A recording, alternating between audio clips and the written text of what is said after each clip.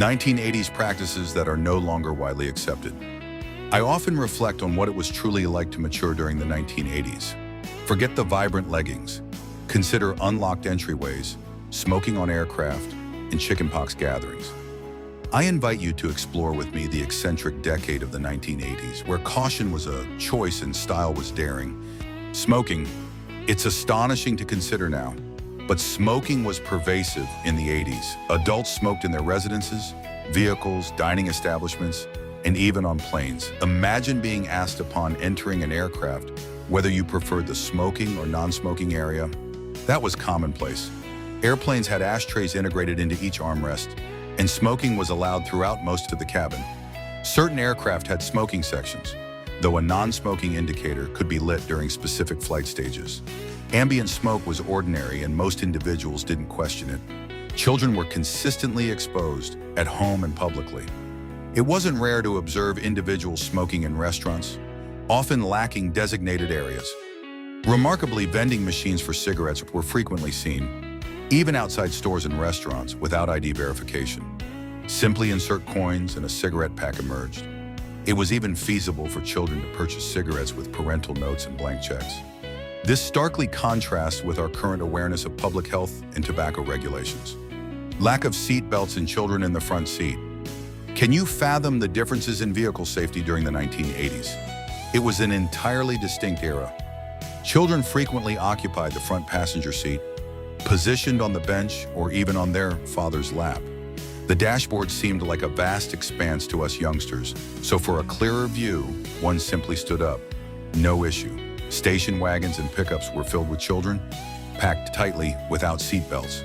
Car seats were available but were more of a curiosity than a requirement. It's astonishing how much has evolved, and it's beneficial. Safety measures have significantly advanced, improving all our lives. Leaving children in vehicles. This may seem startling today, but in the 1980s, leaving children alone in cars while running errands was common. Envision a loaded station wagon with children inside and a parent entering a grocery store, leaving the kids with the windows partially down. It sounds unbelievable now. Children roaming freely and making collect calls. The nostalgic era of unrestricted exploration. In the 80s, children were essentially untamed, in the most positive sense. You'd inform your parents of your outdoor play plans and they wouldn't see you again until perhaps dinner. Neighborhoods were alive with children cycling, without protective gear, just pure, uninhibited liberty. We'd convene at the local park, construct forts in wooded areas, or inquire at neighbors' doors if friends could join us. If stranded far from home, there was no concern. Payphones were abundant. Even without coins, a collect call was possible. Parents would receive the distinctive "you have a collect call from" announcement, signaling a needed rescue. Otherwise, streetlights served as our curfew indicator. It was a period of autonomy and adventure, contrasting sharply with today's structured, supervised childhoods. There's a certain enchantment in those memories of endless summer days, exploring with friends and depending on our ingenuity to manage. Alcohol. Given the lenient attitudes towards smoking in the 1980s, it's unsurprising that alcohol was treated casually as well. While children weren't urged to drink, parents occasionally offered sips to curious youngsters just to demystify it. However, the primary concern was the prevalence of drinking and driving, a shockingly widespread practice. Some individuals measured their travels in drinks rather than distance. Regulations were lax, and enforcement was less stringent than today.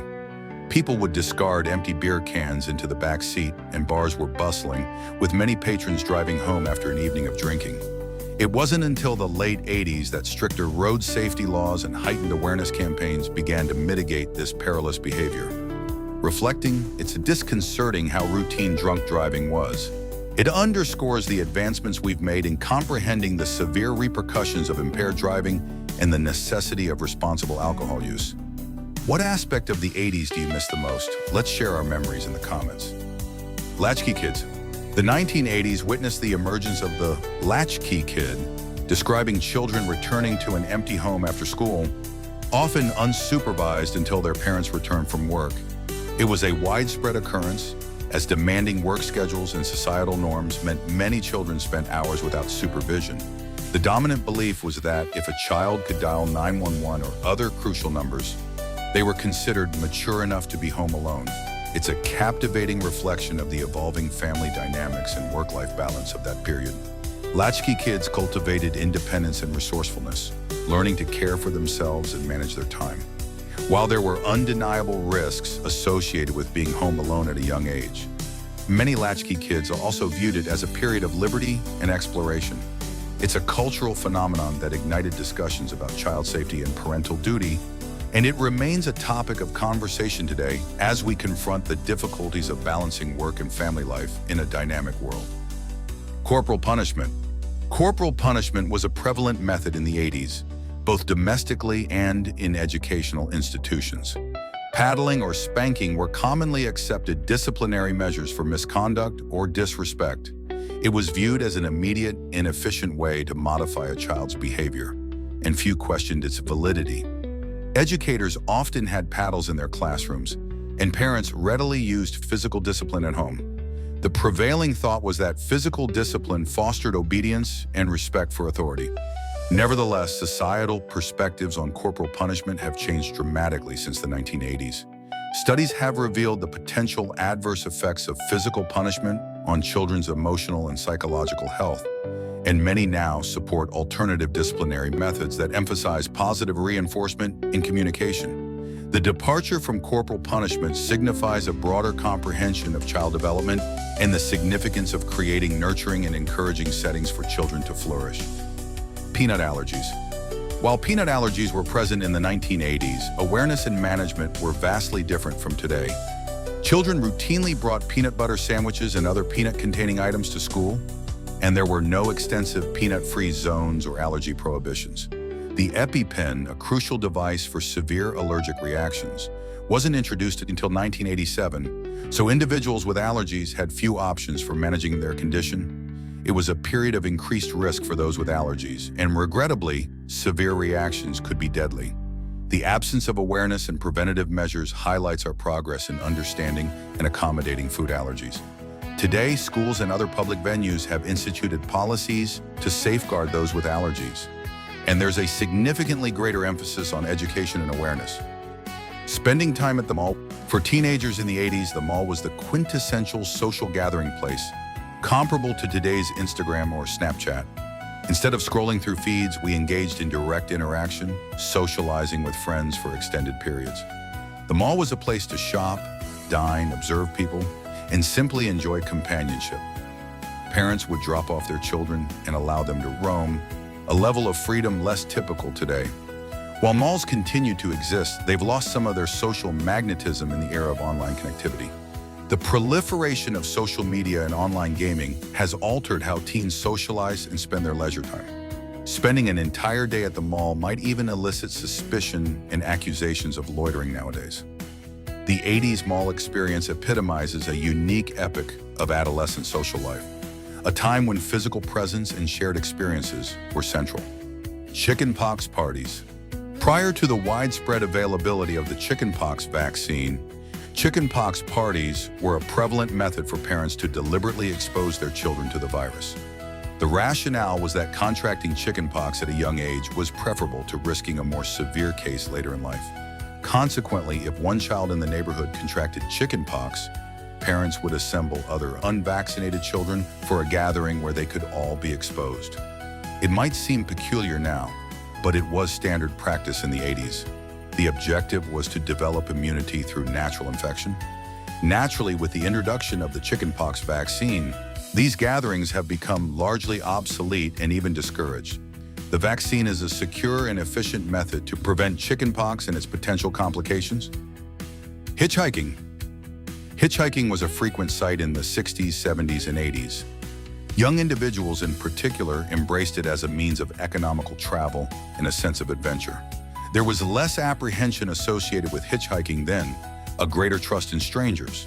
It was an effective way to travel, even long distances. Adults also hitchhiked, sometimes for journeys lasting months. It was common to see individuals standing by the roadside, thumb extended, hoping for a lift. The 80s were characterized by heightened trust and community spirit. People were more inclined to assist strangers, and hitchhiking was considered a normal, even considerate mode of travel. It wasn't restricted to civilians. Men wearing crop tops. Surprisingly, crop tops weren't exclusively for women in the 1980s. Men also wore them. Crop tops and mesh shirts were a favored fashion choice for men seeking to display their physique. It was a trend embraced by those aiming to make a bold statement and exhibit their confidence. Intriguingly, crop tops also appeared in some school environments, used to distinguish sports teams, particularly football teams. It became a method to identify athletes and cultivate a sense of team unity. The crop top trend for men in the 80s was a distinctive expression of style and masculinity, defying conventional gender norms in fashion. While it might seem unconventional by today's standards, fanny packs. Fanny packs were immensely popular in the 80s, but with a peculiarity. People often wore them on their backs instead of their fronts. It was a distinctive fashion statement of the era, but it also made them vulnerable to pickpockets. Despite this, fanny packs were undeniably practical, particularly for travelers. They offered a convenient means to carry essentials like wallets, keys, and maps, keeping hands free and belongings secure. At least in theory. In the 1980s, fanny packs were a widespread travel accessory seen on tourists and adventurers alike. They symbolized practicality and convenience, essential for anyone on the move. While fanny packs may have temporarily fallen out of favor, they've experienced a resurgence in recent years, often with a more contemporary and stylish design. Their practicality and hands-free convenience have once again made them a favored choice for travelers in daily use. Shoulder pads. Shoulder pads were a hallmark fashion trend of the 1980s. They were ubiquitous. Blazers, coats, sweaters, even t-shirts. If it had a top, it likely had shoulder pads. The intention was to create a robust, authoritative silhouette with broad shoulders, which also made the waist appear slimmer. For many, shoulder pads were emblematic of confidence and sophistication. They made jackets drape elegantly and imparted an overall refined appearance. However, not everyone embraced the trend. Some found shoulder pads uncomfortable and unnatural, comparing them to marching band uniforms. They simply didn't appreciate the allure and favored a more natural shoulder line. The shoulder pad craze of the 80s reflects the constantly shifting nature of fashion and the diversity of individual tastes. Keeping large pets in small enclosures. Pet ownership in the 1980s differed markedly from current practices, particularly regarding the care of larger animals. While pet ownership was often linked to affluence, the emphasis on proper animal welfare wasn't always paramount. It was common to see large pets, such as exotic birds or reptiles, confined to small cages that limited their natural movements and behaviors. On the positive side, there was a burgeoning movement towards rescuing and rehabilitating larger animals, offering them a renewed opportunity for a better life. This also facilitated research opportunities and breeding programs focused on preserving endangered species. However, even with these positive developments, the practice of confining large animals remained a concern. There was a lack of comprehension regarding the physical and psychological needs of these animals, and their enclosures frequently failed to provide sufficient space and enrichment. The 80s represent a transitional period in pet ownership, where the importance of animal welfare was gaining recognition but still had considerable progress to make. Today, there's a far greater emphasis on providing animals with expansive and stimulating environments that cater to their species-specific needs. The lessons derived from the past have helped shape modern animal care practices, promoting a more compassionate and responsible approach to pet ownership. What's the most outlandish 80s trend you recall embracing? Share your fashion recollections in the comments. Bell bottoms. Bell bottoms were a quintessential fashion trend of the 1980s, experiencing a revival from their popularity in the preceding decade. They were a staple in everyone's wardrobe, from the most stylish circles to everyday individuals. The wide-legged, flared design was considered chic and fashionable, and bell-bottoms were viewed as an essential item for anyone seeking to remain trendy. However, just as rapidly as bell-bottoms ascended to fame, their popularity began to diminish with the introduction of another style: flared pants. Flared pants offered a comparable silhouette, but with a slightly less pronounced flare, and they swiftly became the new preferred style for fashion-conscious individuals. The rise and fall of bell-bottoms in the 80s exemplify the ever-changing nature of fashion trends. What's deemed fashionable one day can quickly become obsolete as new styles emerge and captivate the public's attention. Casual conversations with strangers. Before the advent of smartphones and the proliferation of social media, casual conversations with strangers were a far more prevalent occurrence in American culture. People were more inclined to initiate conversations with those around them, whether in line at the grocery store, waiting for a bus, or simply passing by on the street. There was a heightened sense of openness and willingness to engage with others, even those they didn't know. Children of the 80s might recall their fathers engaging in lengthy, amicable chats with strangers they encountered in their daily routines. In certain regions like Texas, this culture of casual conversation with strangers was particularly pronounced. It was simply an integral part of the social fabric, a means of connecting with others and fostering a sense of community. The decline of casual conversations with strangers can be partially attributed to the rise of technology. With smartphones and social media consuming so much of our attention, we're less likely to look up and engage with those around us. Bullying the nerds. Regrettably, bullying was a widespread issue in the 80s and 90s, and those who claim otherwise were likely not on the receiving end of it. Being labeled a nerd or dork for enjoying things like sci-fi or fantasy often resulted in isolation and social exclusion. Bullied individuals were frequently ostracized and targeted for their interests and perceived differences. The school bus in particular could be a harsh environment, with some students enduring relentless torment for the duration of the ride. Sadly, teachers and parents rarely intervened, leaving bullied children to fend for themselves. While some nerds found the courage to confront their tormentors, many suffered in silence, enduring the emotional and psychological scars of bullying. The 80s and 90s were a period when awareness of the detrimental effects of bullying was less developed, and there were fewer resources and support systems available for victims. Thankfully, there's been substantial progress in recognizing and addressing bullying in recent years.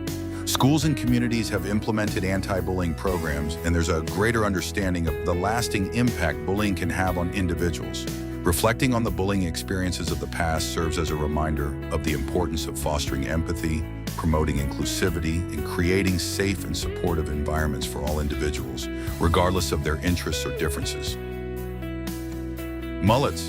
The mullet, a hairstyle characterized by short hair on the front and sides and long hair in the back, was a pervasive trend in the 1980s. When requesting this iconic cut, people would often jokingly ask for business in the front, party in the back. A variation of the mullet known as hockey hair gained popularity among athletes, particularly hockey players. This style, with its longer, more flowing back, was said to be inspired by the hairstyles of Vikings. While the mullet's popularity diminished in the decades following the 80s, it has seen a resurgence in recent years, possibly fueled by nostalgia for the trends of the past. The mullet's comeback suggests that fashion and hairstyles are cyclical, with styles from previous eras often finding their way back into the mainstream. Whether you love it or hate it, the mullet remains a symbol of 80s culture, representing a time of bold fashion choices and a willingness to embrace unique and unconventional styles. Its enduring appeal, even in an ironic or nostalgic context, speaks to the power of trends to transcend generations and capture the spirit of a particular era. What 80s norm shocks you the most today? Showing up unannounced. In the 1980s, it was entirely normal for teenagers to appear at their friends' houses without prior notice. It was a spontaneous and casual way of socializing, and no one questioned dropping by unannounced. Homes with pools were particularly popular destinations for these impromptu visits, offering a chance to cool off and socialize on a hot day. Life in the 80s was generally more relaxed and less structured than it is today. People had more leisure time, and weekends were often spent socializing and enjoying recreational activities. With shops closed on Sundays, there weren't many other options for entertainment, so dropping by a friend's house was a natural way to spend time together. This casual approach to socializing also meant that there was less pressure on women to constantly maintain a perfectly tidy home and be prepared for visitors at any moment. The informality of the 80s facilitated a more relaxed and spontaneous social life, where friendships could flourish without the need for elaborate planning or formal invitations. While unannounced visits might be less common today, they represent a time when social interactions were more organic and less constrained by schedules and expectations. Finger guns were a ubiquitous gesture among children in the 1980s. It was a playful and innocuous way to mimic the action heroes they observed in movies and on television. Children would point their index fingers like pistols and pretend to shoot each other, often accompanied by sound effects to enhance the imaginary gunplay. Adults, too, would occasionally participate in the amusement, using finger guns as a lighthearted way to interact with children or express mock aggression. The gesture was often accompanied by exaggerated reloading motions and clicking sounds, adding to the playful nature of the interaction. However, there was also a sense of etiquette surrounding the use of finger guns. Double finger guns, accompanied by a clicking sound, were typically reserved for situations where someone had done something deserving of mock punishment or disapproval. It was a means of playfully expressing disapproval or delivering a mock reprimand. The popularity of finger guns in the 80s reflects a time when childhood play was less structured and more imaginative. Children were free to create their own games and scenarios, and finger guns provided a simple yet effective prop for their make-believe adventures. While finger guns might seem like a trivial gesture, they represent a time of innocent fun and unbridled creativity, a reminder of the power of play in childhood development. Physical punishment for children. Physical punishment was a more widely accepted form of discipline in the 1980s, both at home and in schools. It wasn't uncommon for schools to send home permission slips, authorizing the use of corporal punishment on students. Teachers and coaches often resorted to physical discipline, such as paddling or hitting with objects like paint rollers, as a means to address misbehavior. It was considered a normal and even necessary part of maintaining order and instilling discipline. For instance, some teachers would use a strap to strike students on the hand as a form of punishment. While this might seem shocking and unacceptable by today's standards, it's crucial to remember that societal norms and views on discipline have evolved significantly over time. Research has shed light on the potential negative impacts of physical punishment on children's well-being, and many now advocate for alternative approaches that prioritize positive reinforcement and communication. Leaving doors unlocked. In the suburban neighborhoods of the 1980s, it wasn't uncommon for people to leave their doors unlocked, both during the day and at night. There was a strong sense of community and trust among neighbors, and the idea of someone breaking into a home was less prevalent than it is today. Neighborhoods often functioned as informal watch groups, with residents looking out for each other and keeping an eye on their surroundings. Many homes even had milk doors, small compartments built into the exterior wall where the milkman could leave deliveries. This level of trust sometimes led to amusing situations, like families returning home to find a neighbor's child casually helping themselves to a snack in the kitchen. However, as time went on, crime rates began to rise, and the sense of security that had once permeated these communities started to erode. People became more cautious and began locking their doors as a precautionary measure. The era of unlocked doors in the 80s represents a time of greater community cohesion and a lower perceived risk of crime. It was a time when neighbors knew each other, looked out for each other, and felt a sense of shared responsibility for the safety of their community. While societal changes and increased crime rates have made unlocked doors less common today, the 80s serve as a nostalgic reminder of a time when trust and community spirit were more prominent aspects of suburban life. 10+ things that would horrify parents today: the danger and fun of growing up. Imagine a childhood where street play was ordinary, seatbelts were optional, and metal slides dominated playgrounds. Today's children might question these outlandish tales or marvel at your survival skills. I invite you to explore with me the daring experiences that shaped a resilient generation. Sledding behind cars. When winter's icy grip transformed the landscape into a wonderland of white. Number 6, no seatbelts. Step back in time to an era when the open road held a different meaning. A time when the freedom of movement within a car was unfettered by the constraints of seatbelts. While seatbelt laws have undoubtedly become a cornerstone of automotive safety, saving countless lives, there was a time when these life-saving restraints were not a legal requirement. Imagine a world where passengers could roam freely within the confines of a moving vehicle, untethered and unrestrained. Most cars of that era didn't even come equipped with seatbelts, and those that did often featured only lap belts, a far cry from the comprehensive safety harnesses we rely on today. Children could be found sprawled out in the spacious back of a station wagon, their imaginations transforming the carpeted expanse into a playground on wheels. Riding up front with mom or dad was a coveted privilege, offering a front row seat to the world outside. Comment number 1 if you enjoyed the content above. Unlocked doors and windows. Let's drift back to a simpler time, a time when the gentle rhythm of crickets chirping and the sweet scent of night-blooming jasmine wafted through open windows, a time when the lullaby of a summer breeze lulled people to sleep. How many people today sleep with the windows open? It's a question that sparks nostalgia for a bygone era, a time when unlocked doors and open windows were a common sight in small towns across the country. Imagine a world where the gentle night air was welcomed into homes, a natural air conditioner in the days before climate control was commonplace. The thought of leaving doors and windows unlocked might seem unnerving today, but back then, it was a testament to the sense of community and trust that permeated these close-knit towns. People felt safe in their neighborhoods, their homes havens of tranquility where fresh air and the sounds of nature were embraced. However, the landscape of safety has changed dramatically. The 24-hour news cycle, with its constant barrage of stories about crime and danger, has instilled a sense of fear and caution in many.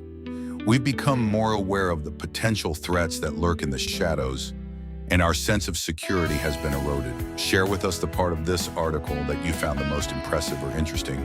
And don't forget to hit the like button, subscribe, and turn on notifications to follow our videos. Thank you. Smoking in cars.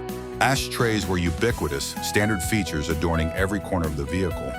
Flip-down ashtrays in the back seat catered to the needs of rear passengers, while the front seat boasted a larger, slide-out ashtray, a testament to the prevalence of smoking on the go. For children riding in the back, secondhand smoke became an unwelcome but unavoidable passenger, a constant companion on car trips and family outings. Smoking wasn't confined to the automobile. It was a pervasive habit that permeated society. Stores, airplanes, restaurants.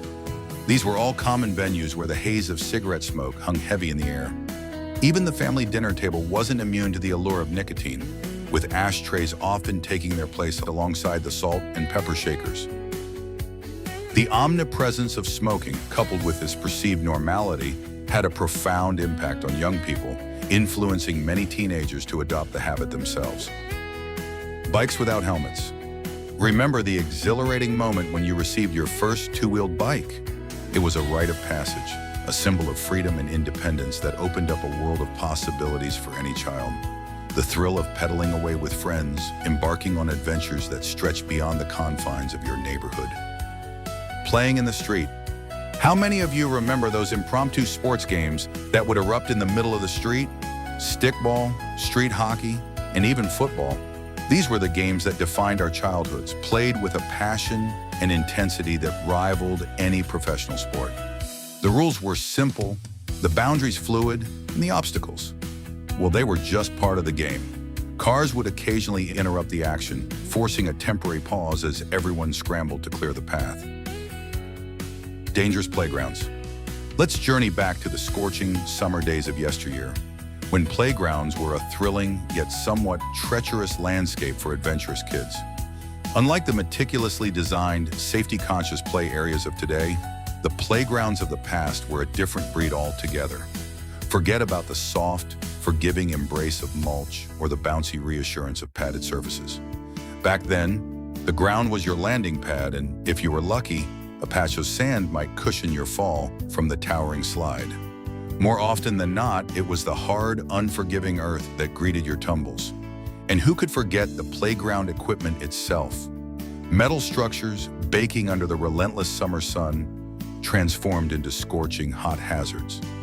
Sliding down a metal slide that had reached a sizzling 120 degrees was a rite of passage, a badge of honor earned at the cost of a few temporary skin markings.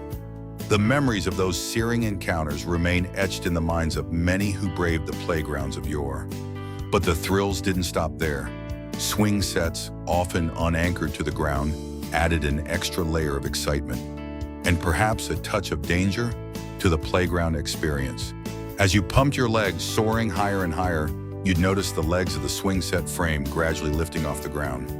They were places where scraped knees and sun-kissed skin were badges of honor, where the thrill of the ride often outweighed the potential for bumps and bruises.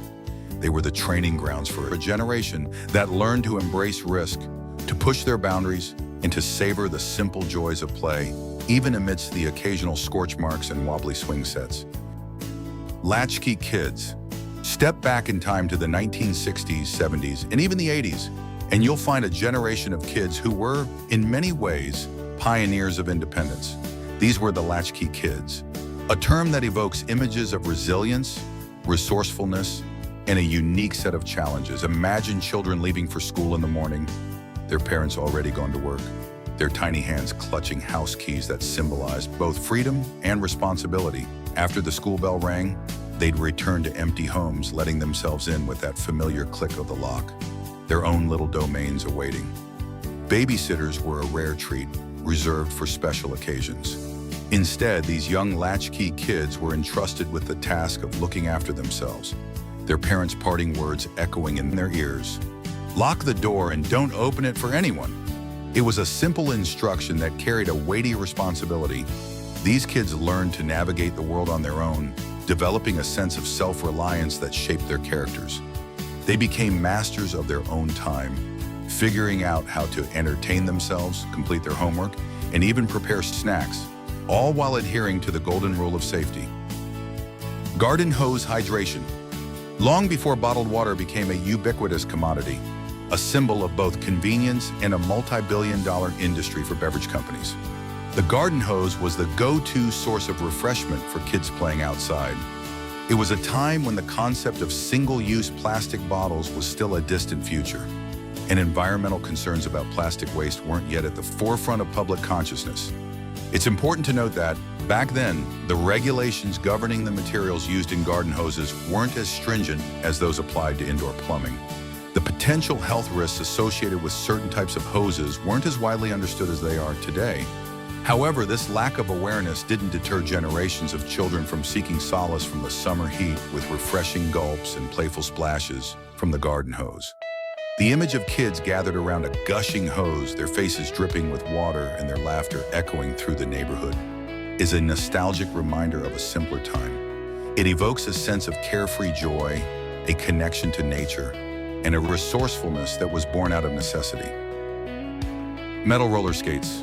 Strap on a pair of metal roller skates, the kind with clunky wheels and unforgiving buckles, and imagine yourself racing down the sidewalk, the wind whipping through your hair as you navigate the treacherous landscape of cracks, bumps, and uneven pavement. It was a test of agility and reflexes, a challenge that often resulted in scraped knees and bruised elbows. But the exhilaration of the ride was worth the occasional tumble. Tanning with baby oil. Let's rewind to those sun-drenched Saturday mornings of yesteryear when the carefree spirit of childhood reigned supreme and the dangers of sun exposure weren't yet at the forefront of parental concern. Kids would spend hours basking in the warm embrace of the sun, their laughter echoing through the neighborhood as they engaged in games of tag, hopscotch, and countless other outdoor pursuits. When the heat became too intense, they'd seek refuge under the shade of a towering tree or the cool embrace of a porch awning,